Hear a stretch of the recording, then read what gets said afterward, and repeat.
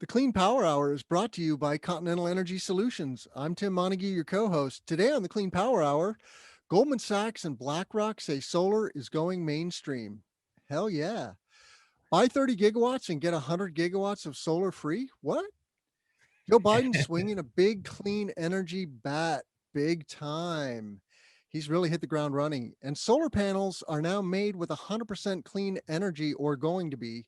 We're going to find out about that. And of course, Elon Musk has put a stake in the ground to, he created a competition. He's going to give somebody $100 million to create a carbon capture technology. So we're going to dwell on that a little bit. And I want to welcome my co-host and the commercial solar guy, excuse me, John Weaver in Massachusetts. Welcome to the show. Timothy, how do you do, sir? I hope you've had a nice week. I hear you had a great conversation with First Solar. Oh man, that's sweet. I'm gonna watch that podcast because that's a cool company. Yeah, we did a deep dive on a tool they've developed called Plant Predict. Check it out at plantpredict.com. This show will drop before that interview. That interview will come out on this Thursday. But cool. So yesterday. So technically that interview will come out yesterday.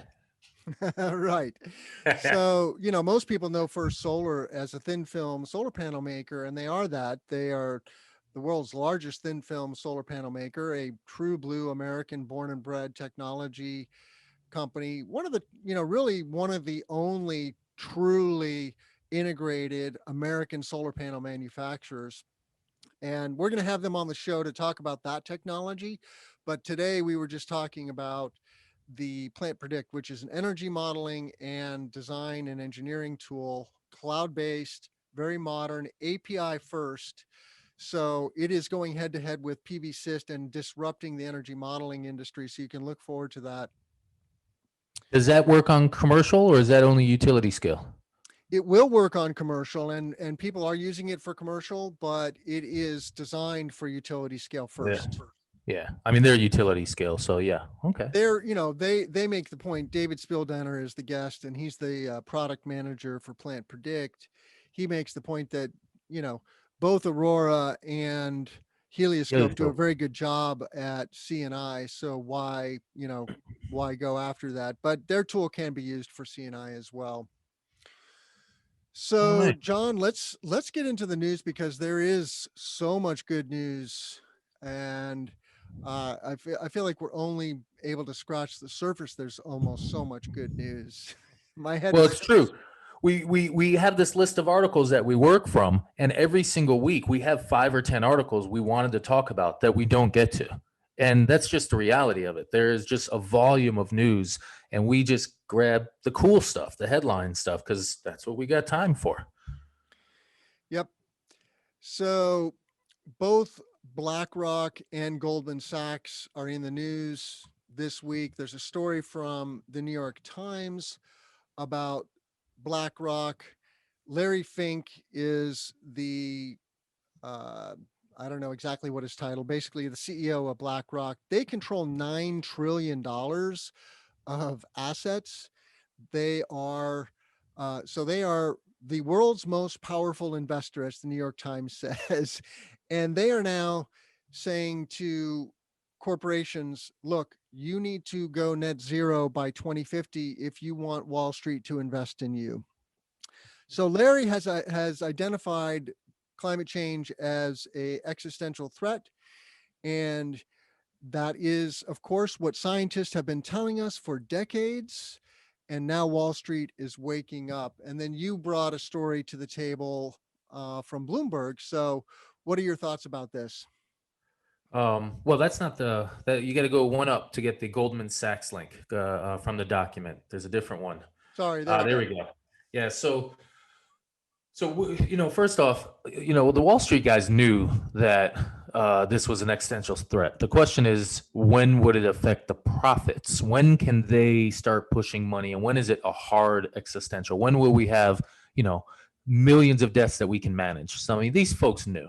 They're scientists. They watch reality. They know how the politicians and the oil companies. So the thing is, with Fink really getting into it, what it really means is that we're at least at an inflection point where the money is aligned with the cause. And I think that is directly related to Goldman Sachs saying things like solar power is entering a secular phase, a phase where growth is general and broad, where society wants to be in solar. It's like you said, what you said is the normal word for normal people. Solar is going mainstream. And it's going mainstream on Wall Street, and it's going mainstream everywhere. I mean, the volumes that are going to get deployed are just massive. And if we have BlackRock and Goldman, we have Vanguard, BlackRock is one of three groups that represent like 40 or 50% of retail stock ownership. And these companies, if they all push in this way, that's 30, 40, 50% of companies who are going to alter their electricity and vehicle purchases. And Timothy, that means you and I have a job because that's what we do. Yeah, I love how that graphic shows the the wave, the waves. They identify the 2009 to 2015 wave as the European cycle. Then there's a China cycle, and now we're starting in 2021, the secular phase, which just means that it's going mainstream, as we saw, right? 2020, the majority of new power sources were photovoltaics followed by wind, right? And so, Massive number, a massive volume of wind and solar. Over 200 gigawatts of wind and solar were installed in 2020. This down year, this year that would have been 15% bigger if not for literally a global plague. Imagine that. 2021 is when there's a bubble because all countries are pushing up. We might even see demand expand. We might see dynamics of demand starting to drive the volume of material that's available again. I mean, we keep seeing reports like we have a report of Jinko starting a 20 gigawatt factory that we may cover here. And 20 gigs, that used to be the amount the world installed in like 2009, 2010. And that's one factory now. So it's the growth is just going to be amazing. There it is, a 20 gig solar cell factory. One building will make 20 gigawatts of solar cells per year. Not even one time, per year. This is going to be a 10-year factory. 200, 300 gigawatts of solar cells would leave that building. yeah, so we may as well just dive into that story because there's several points here on the Jinko story that are very interesting. I mean, a big solar plant heretofore was a couple of gigawatts, right? And now Jinko is building a factory that is going to produce 20 gigawatts from a single plant. And so this is Elon Musk style, Chinese style. I have to give them cred, man. I mean, they know how to go big. And, but Jinko is noteworthy because they are also they're they're a AAA credit rated company. So they have the blessing of the financial powers that be that says, okay, if you invest in Jinko, your money is not going to just disappear down some dark alley. And um, so, this gives the industry just tremendous credibility when you have manufacturers like this that are not only developing amazing technology. I mean, Jinko is wonderful solar panel technology. They're approaching what, 24% efficiency, right? So they're also best of breed when it comes to efficiency. And They're the approaching toxic 25. They're approaching 25% efficiency on their top cell, 24.9. And what I love is that the Silicon Valley Toxics Coalition ranked them number one in its 2020 solar scorecard. And the Toxics Coalition, of course, is scoring companies on their environmental footprint and their environmental practices. So the solar industry needs to up its game on this front, especially I think there are probably many dirty factories and products that are not easy to recycle. And we need to get better at that because there are going to be just trillions and trillions of solar modules on the earth that we need to be able to prevent from being an environmental hazard.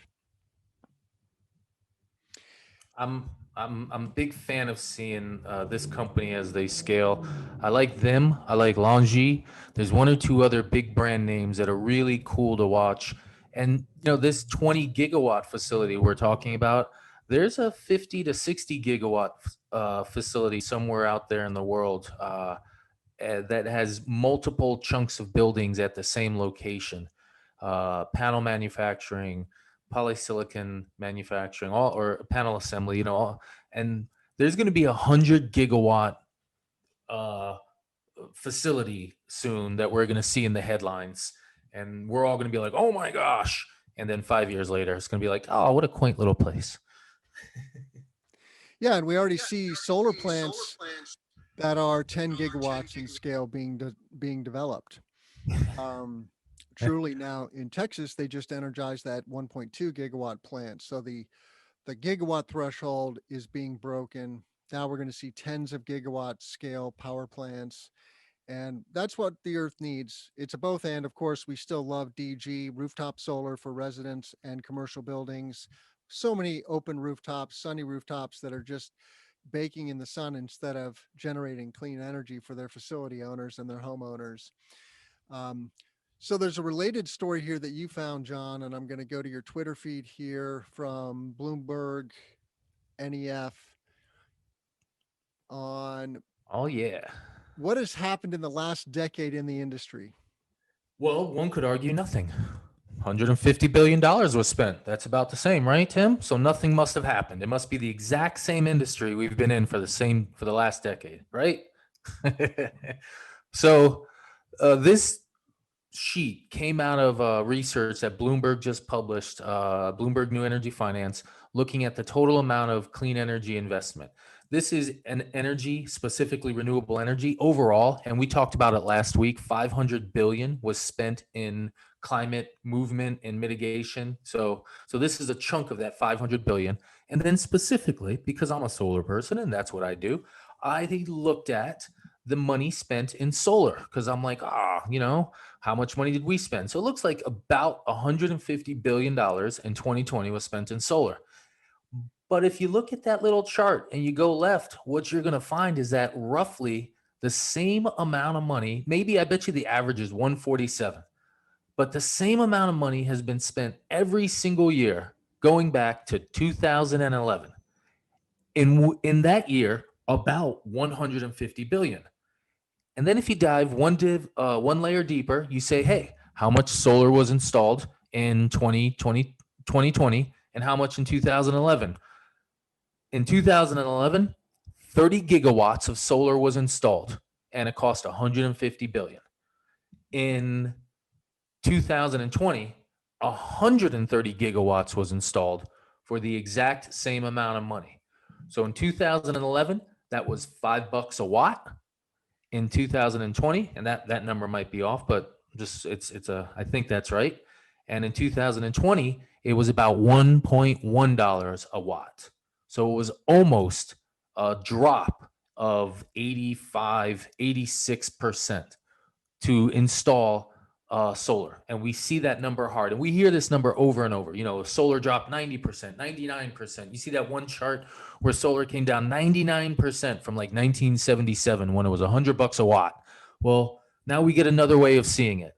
In 2011, it cost $5 a watt. In 2020, it costs about $1.15. I don't know, whatever that math is. And it's on a big giant number too. So I'm super psyched that we get to see that number. So buy 30 gigs, get 100 gigs free, common human beings.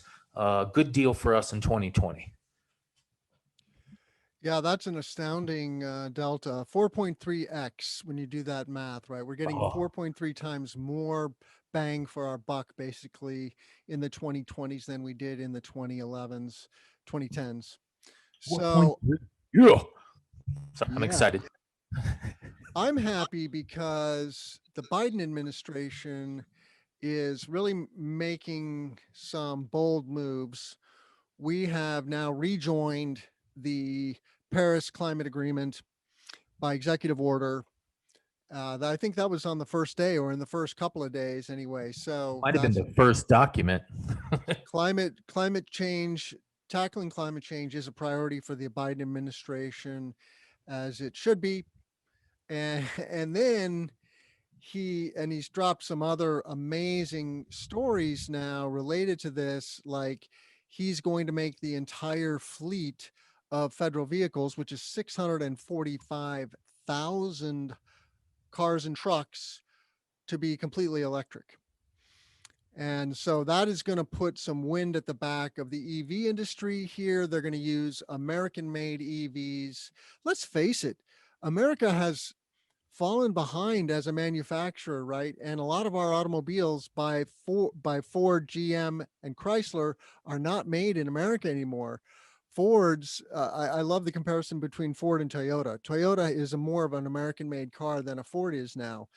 So anyway, um, there's just this growing cadre of EV makers. Tesla's the one that you see in the news, but there's, Workhorse, for example, has a deal going with the Postal Service to replace those postal trucks that are, I can't even remember who makes those, but that technology is from the 80s.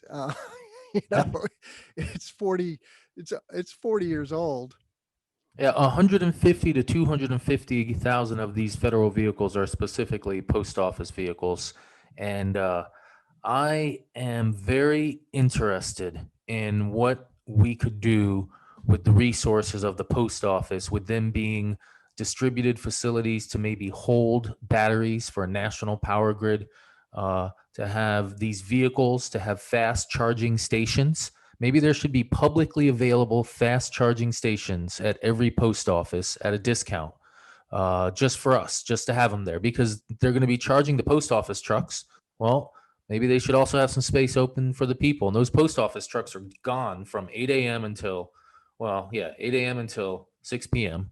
So yeah, I don't know. This is going to be a huge volume of vehicles. It's going to have American made all over it. It's going to boost an industry. This will help create industry, and then that industry is going to fight among each other and just create real companies that last a long time. And that's neat. 645,000 vehicles. That's not enough to make a whole new industry. I mean, Elon Musk built 500,000 in a year. So, but he's also the aberration right now. So this isn't like, this is 1% of cars. This is a small number. We have 3, 4, 500 million cars in the United States. So this is a third of a percent, but it would double the volume of electric cars, almost in the United States. So it's something cool. So I like all this stuff that's happening. I like the FERC thing. Uh, the gentleman Glick, he's been known to be, just some good, strong, smart opinions in our favor. I think, with some of the laws that have been going on and how the power grid should be developed. And I've been watching Utility Dive cover him, and I've watched people from Political cover him, and Gavin Bade was always great covering FERC. And then there's a few others on Energy Twitter I follow. Ari Pesco, he's awesome, and just real interesting to watch what happens in FERC. And this is, FERC has made some real interesting rules, Tim. Like, for instance, the batteries that we sell to our CNI customers and the distributed energy we sell to those folks, that product is going to be able to participate in the big grid market at some point and gain additional revenue streams and be considered part of the real grid, and not just, hanging out at local customers. And that's going to make more money. And so this position, this individual, they're going to drive policy changes at a big level, and it will filter down toward us. And so that's why I put this article on the document specifically. This I think is a big thing in terms of total volume that's going to get deployed over the next, decades. Big rules that are going to be made. Yes, Glick being head of FERC seemingly is a very good thing. He has shining a light on transmission regulation and capacity market regulation, which are perceived, both of these are perceived as barriers to entry for solar, wind, and battery storage. So we need reform at the federal level. And things have just kind of been in a holding pattern or a slight headwind from FERC, right? And this is a real significant thing. We need to modernize the grid. The grid is 100 years old and it's a very complicated machine. Some people like to say it's the most complicated machine built by humans. And it's only fitting that we evolve the grid itself, but also how we run the grid. Let's face it, John, we have a lot of distributed resources coming onto the grid. We could be doing P2P transactions using blockchain technology, for example, right? When your residential array is feeding onto the grid, you could directly sell that power to your neighbor who works from home, who needs clean power, and be monetizing your solar array in ways that today you can't. And it's happening actually in small amounts in certain places. It's happening in the United States. There is a P2P. There are a few systems set up. Uh, Brooklyn, right? the Isn't Brooklyn doing a P2P experiment? I know there's one in Pennsylvania. I've written around. I'm certain everything gets done in Brooklyn because they'd have all kinds of rooftop solar carports they're experimenting with and trading that among themselves. Mm-hmm. It's happening in California. I know it started. I think the group that I've covered is called Power Ledger, and I think they started in Australia. And I'm a big Bitcoin fan. It's not really money anymore. Now it's a weird game. I was hoping that we'd be able to pay with digital money, but I guess what's the difference between Bitcoin and a credit card? Because Bitcoin is no longer money. It's some weird thing like whatever the heck gold was, but it's good proof of platform. And now we can use the blockchain, which is really what the innovation was from in many perspectives. The blockchain is cool. It's going to work with electricity. We're going to evolve with these systems. If we have a million cars at the federal level plugged in, some person is going to offer the government $1 million to utilize their batteries. And that's going to be another million power plants sitting on the power grid that we're going to use. And that's going to start, vehicle to grid. Hey, it's all going to change, dude. Just like it always changed, it's all going to change again. So let's ride the wave, baby. Absolutely. Speaking of waves, you found a cool story on floating solar in a publication I've never heard of, Smart Energy International, floating solar power seaweed farming. Seaweed's very healthy. I Think of like, I that. like, I love it. I think we're going to do massive stuff on the ocean. I think we should. That's how we get to 30 billion people on the planet, Timothy. We have a few floating cities. We keep building upward, a couple miles high. We have some flying cities, and we start farming the ocean. Why not? We're going to have to fix our ocean because we're kind of dumb sometimes, and we might have to extract the CO2 that's dissolving in the ocean, which is acidifying it. And one way of doing this is by planting a boatload of food in it that directly absorbs the CO2 from the water. And as it grows, as it makes its physical structure. And hopefully that helps us. I don't know. I've been thinking about this one, how to clean up our oceans. And if we can turn them into a healthy farm and not be foolish about it, solar power, seaweed floating in the ocean. Oh, man. This ocean Yeah, farming. that I'm glad you mentioned ocean acidification because that is one of the lesser known impacts of climate change, right? We're pumping CO2 from fossil fuels into the atmosphere, and then that CO2 dissolves into seawater, which causes the seawater to be more acidic than it is naturally. And what that means is that these little shelled animals, starting at the very smallest, these algae and um, forgetting the word, but they're microorganisms that feed, for example, whales, right? And these organisms can't make their shells if the water's too acidic, and the base of the food chain collapses. And lo and behold, that's going to have many ripples and impacts on our food chain because we eat fish en masse.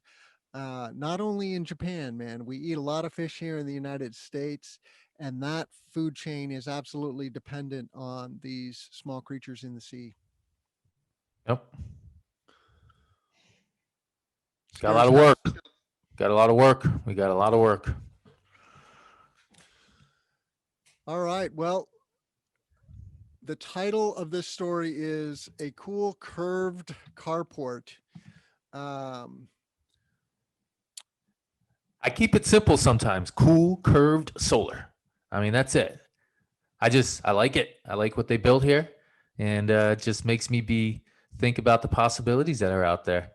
that Uh, reminds me of the Apple headquarters that, they yeah, have that ginormous donut with sun totally. power panels. But yeah, you don't often see curved carports. You don't often see parking lots that have curved lines. I wish you saw more of them because parking lots are so monotonous and boring. So the curved lines definitely have a curb appeal. I like it. So that's it. I just wanted to show some cool pictures. I don't have anything deep to say here. This was also a sun power project, apparently, Yep. and that's in Valencia, California. Mm, I like it. Good work there. As I like it. as California goes, so goes everybody else. So it's just a matter of time before you're going to have a curved carport in your backyard too. Thank you, Timothy. I'm glad you have confidence in me. Uh, Political strength of distributed energy is distributed jobs and distributed energy revenue. Yeah, that's a Yeah. mouthful. I love that. Ah. So this is from Germany. So this tweet here shows the ownership structure of renewable energies across Germany. And if you give that a click and zoom in on it, yeah, perfect. You can see there's utilities, there's banks, there's developers, there's business, there's farmers, and private industry. The biggest owner of renewable energy in Germany is private industry. So business and people. Well, not even business, because there's business in the industry at the bottom. So people, pension funds, I don't know. But I'm a political science major. And so for me, solar, part of the decision to move into solar when I moved was that I felt society had come to terms with it. And it's like, okay, this is happening. We're doing this. And you got to wonder why. What makes it happen? Is it because the technology is cool? Yeah. Is it because climate change? Yeah. You know what else it is? Making money. And this chart shows everybody making money. And you know when people build solar, when they get jobs from building it, they get commissions from selling it, and they make some money off the incentives because now they're selling electricity to the power grid as a true retail partner. And so making money is happening in Germany, and it's happening across the United States because we're gaining on, 250,000 solar workers, 250,000 wind workers, a bunch of battery workers, a bunch of EV. We're going to have 1 million strong solar plus wind plus battery plus EV workforce soon. And we're going to have some strength in the political boards. I mean, the president has made us in our industry one of the first items to be talked about for multiple reasons: popularity and money. And if we're popular and we're rich, you know what? I would accept being really, really dumb if I was popular and rich. So, Tim, if you can help me get popular and rich, I'll, whatever I got to do, just let me know. So I'm, Or you could be popular, rich, and smart. What the heck? So, so yeah, I love that chart too. It just shows that this isn't just the wealthy elites making money off of solar. It's actually consumers like you and me who are benefiting from solar energy and owning the solar assets. They were the lion's share, actually, right? Individuals yeah. were 30% ownership of the solar industry in Germany. So that's great. More news out of Germany. Not surprisingly, Germany is a global leader in PV.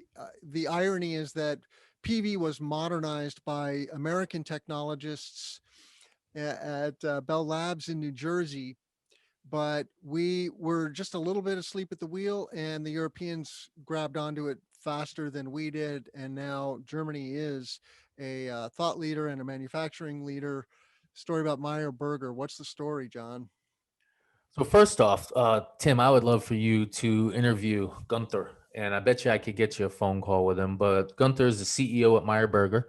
Meyer Burger is is a machine maker that makes solar cells and makes solar panels and cuts silicon ingots into solar wafers. And so they make the machines that make solar panels.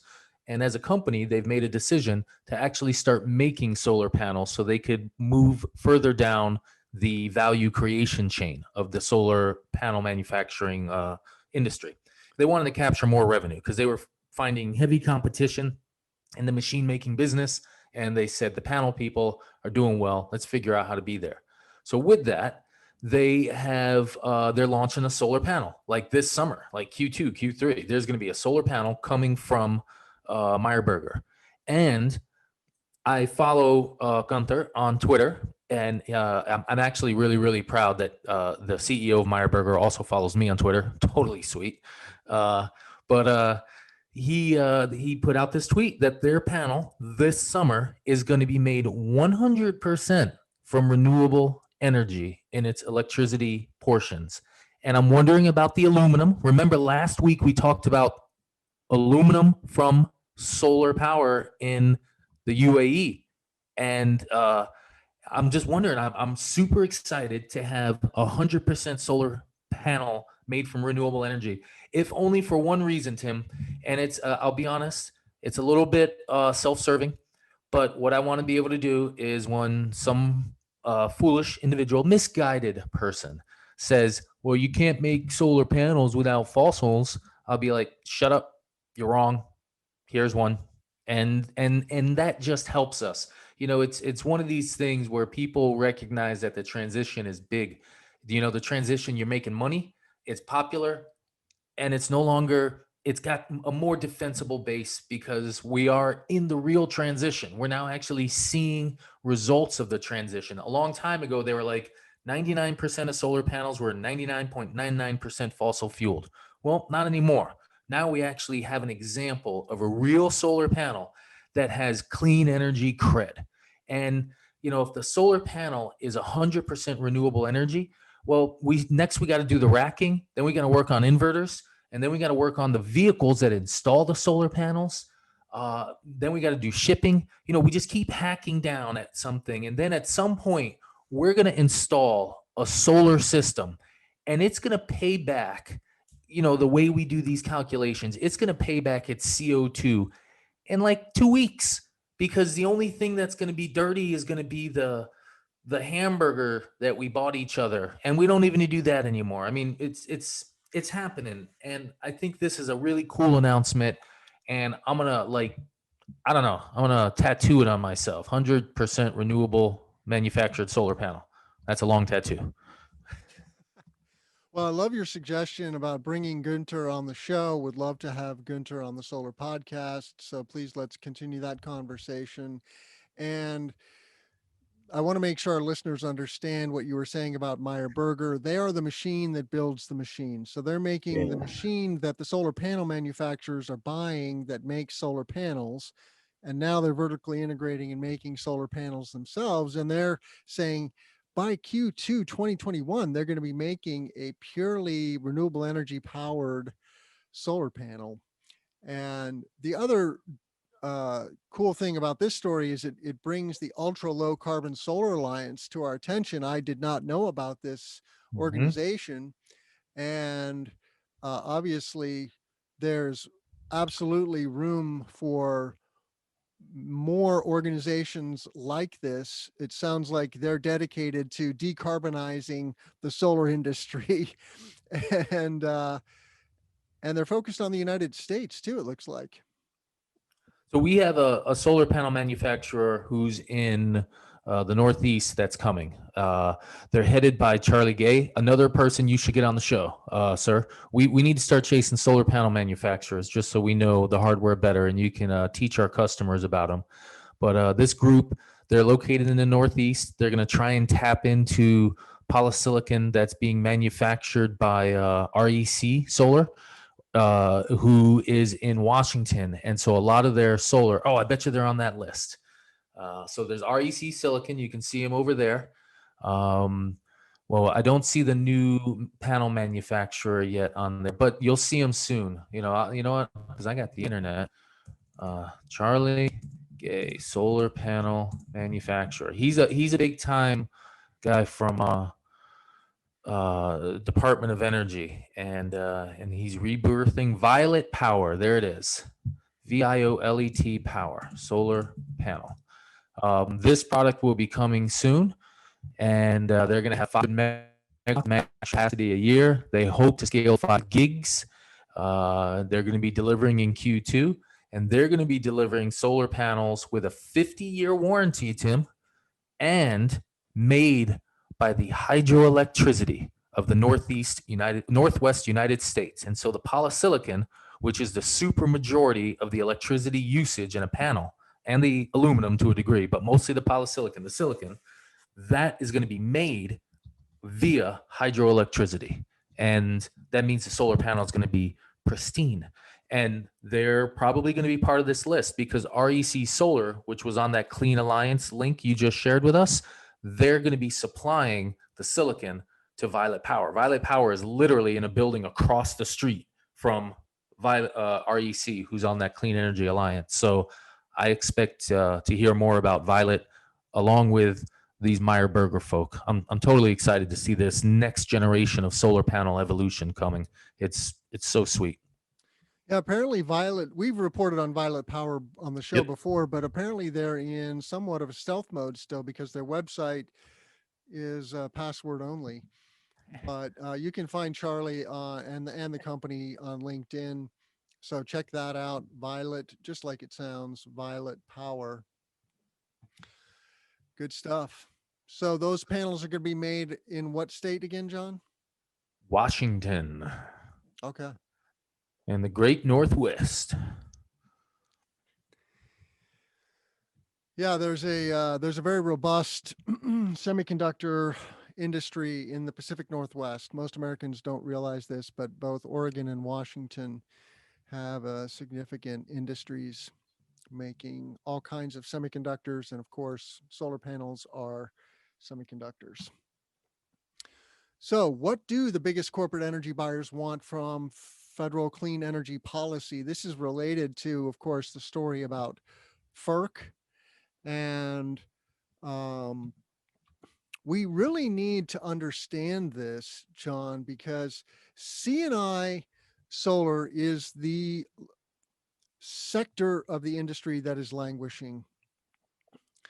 And it's a bit of a conundrum to us, working in C&I solar, because we see lots of good projects happening, right? We're installing hundreds and hundreds of megawatts of C&I solar across the country, but it's still a long slog getting those individual projects across the finish line.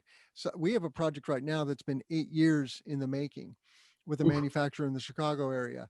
And I'm sure we're not alone, right? And there are many barriers. Cheap power is a barrier. So the ROI period for solar and other technologies is quite long without incentives. But we see here 36 signatories, including, of course, the tech giants, Amazon, Facebook, Google, Microsoft, Cargill, Clorox, General Motors, Disney, Johnson & Johnson, McDonald's, Target, and Walmart are saying we want better energy markets so that we can truly decarbonize our operations, right? And it's a both and, right? You can't just say to these corporations, hey, clean up your act. You also have to create the rule structure that makes it easy for them to do that. I'll give you an example, John. Here in Illinois, we have a 2 megawatt behind the meter limit, 2 megawatt AC. Okay, so if you're an industrial factory owner, you can install a 2.9 megawatt DC solar array on your facility, but you might have a load that is 4 or even 10 times that. And so you can't truly clean your grid because of these arcane rules. It's different in different states, right? In California, they have a 4 megawatt rule. I don't know what the rule is in Massachusetts. What's the limit for C&I behind the meter solar? I don't think there's a technical limit. I think there's an incentive limit at 5 megawatts AC. Mm-hmm. So anyway, Uh, what a lot of big so companies I, are doing, of course, is PPAs, power purchase agreements. We installed portfolios of Targets and Walmart stores the last 2 years here in Illinois, and that's wonderful work. And those are PPAs. So the solar developers are selling. They're going to own the asset, or they're going to sell the asset to some other bigger solar owner, and then sell the power to the stores, Walmarts and Targets. The stores get a discount, 10% discount off of what they're paying for grid power, so they save money and they go green. Um, so anyway, we just need better better rules. And I am no expert on wholesale energy markets, but it sounds like there's really an opportunity here for improvement. that's without a doubt. Lots of improvement, lots of transmission policy, lots of access to product across larger markets, lots of binding together utilities, forcing them to sell electricity across borders. Lot of different items. I want to throw one piece in reference to this CNI. We say CNI is languishing. We only install 4 gigs of CNI, and it's been kind of sort of flat in growth. But concurrently, corporate volume has increased. Well, corporate is CNI, commercial and industrial. CNI customers, a lot of them are actually going with what we define as a corporate purchase. So, for instance, a lot of Amazon warehouses don't have solar on their roof, which is what you, Tim, and I, John, would call CNI, and we would install that. They don't have it on their roof because they buy into a 100 megawatt facility that's located within their local independent service operator region, and then they just pump it into the grid at a cost that's 1/5 of a rooftop, not 1/5, 1/2 of a rooftop install. So I think a big chunk, and I'd love to see the numbers with a smart analyst saying, okay, how much of the corporate market has taken over from the commercial rooftop market? Because right there, I think we'd be like, the CNI market is just doing what it's going to do, and it's grabbing the right people who aren't big enough to be corporate people, and I think that's what we might say is, CNI is just small corporate, and no, it's not growing as fast, but that's because the large scale markets are growing fast. The the large utility scale PPA market across the U.S. is really neat to watch. They call it virtual power plants, virtual PPAs, different ways of tapping into large power plants is it's just neat to watch. So there's lots. There's Renewable Energy Buyers Alliance. These Yeah, I would folks, this encourage is innovation. Mhm. I would encourage our CNI listeners. Okay, if you work for a company that has facilities, you want to be a facility owner. Check out rebuyers.org. There's an organization for you to join and put your collective shoulder to the wheel to support clean energy, and to actually find developers that will sell you clean power if you're looking for clean power. Of course, you can install a rooftop array, but you could also buy a virtual PPA. You can buy power from some distant power plant and green your infrastructure. I really do like corporate customers, commercial customers to own the facility on their roof because the savings are bigger, the ownership is bigger, but totally get it when people don't want to deploy capital for this solar thing and get into the solar business because they want to be in whatever their business is, and just fine. And those models that you just referenced, that's what makes something like that a home run. So we've got one last story, John, and that's about Hawaii. Yeah, so we're going to Hawaii, Tim, next week. I'm ready. I am so Yeah. ready for some warm weather. uh, okay, so I don't know if you've heard about this, but this is a beautiful thing. Can I start there? And maybe you can just, there's read the second paragraph there, starting at the top. It allows new solar systems that meet basic requirements to be installed and energized without full prior approval from the utility. Tim, if you were allowed to start installation immediately before interconnection, how would that make you feel? That would be awesome. Imagine, Tim, you signed a contract today and your crews start banging on stuff tomorrow. Yep. Are you familiar with the Australian market structure at all by any chance? No, not In, really. Aus- in Australia, if I sign a Resi project today, I can start construction today. That's one of the reasons they say solar in Australia costs $1.20 a watt. Residential retrofit, not new solar, not utility scale, residential retrofit. Some dudes show up with a pickup truck. You've signed your contract. They got the panels on the back. I bet you could sign a contract in the morning, and by the end of the day, you'll have the first electrician showing up prepping the site. I don't know. I'm not out there, but I am first off, the Hawaiian electric power grid is super unique. You're not allowed to export electricity to the power grid during the daytime with from solar because of how much solar they have. They have like 20-30% coming from rooftop solar in certain chunks there during the daytime. And so they have challenges with it. And this is probably related to those rulings that you're not allowed to fully export. So this huge, well, not a huge power grid, a small power grid, but this power grid that has a huge percentage of solar is now saying, you know what? We're cool and comfortable with this, and you can just straight up install your solar. And as you're going along, submit your documents, make sure everything's moving. And then by the time we finalize approval, as long as you followed the rules, you're cool. But what this means, Tim, is one extra layer. This means that on some level, we believe there's no interconnection challenges for a while, like up to 50%. Is the Hawaiian Electric utility cooperative saying that we can have 100% solar power on the grid with no problem? I want to argue, I want to ask, I want to hear some smart person say, yeah, this is going to go to 60% before we're worried about anything, blah, blah, blah, blah, blah. And I know it can't because, a lot of electricity usages in big buildings and those places don't have the optimal roof layering. But I'm super interested in what this means, what people have interpreted that their power grid can handle, because I'm always nervous about interconnection. Interconnection is terrible. It's very stressful. You just got to wait. You give some money to some people and then you sit around and wait for engineers to give you answers that you don't always like. That's not happening here anymore.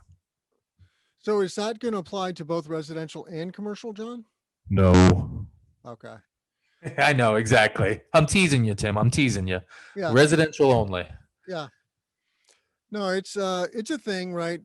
When you're a solar installer, you have to get permission from the utility to interconnect the solar facility. I'm curious, do you know how they're achieving zero injection?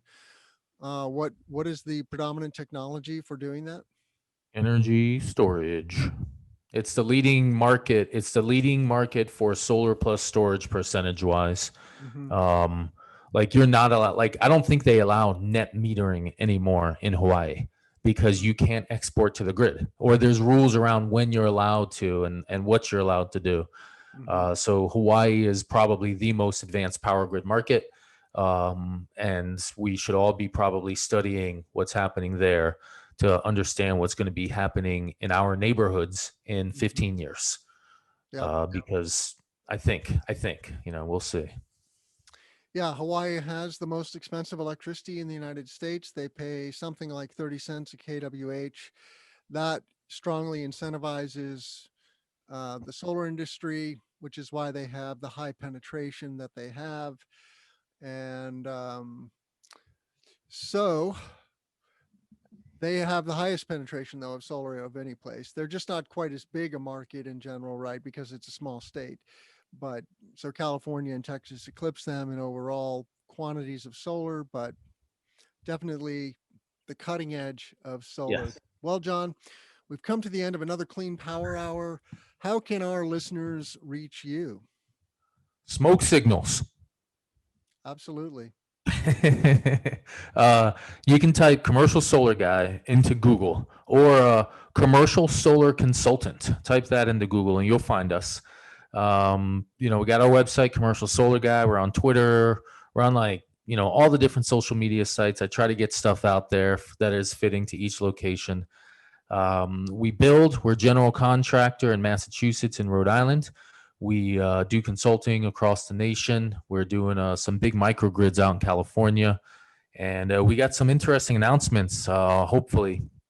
Well, we'll see if we announce it, but we have some big deals that we're working on, hopefully, going forward. So we might have some new things to talk about in future shows that we're learning about.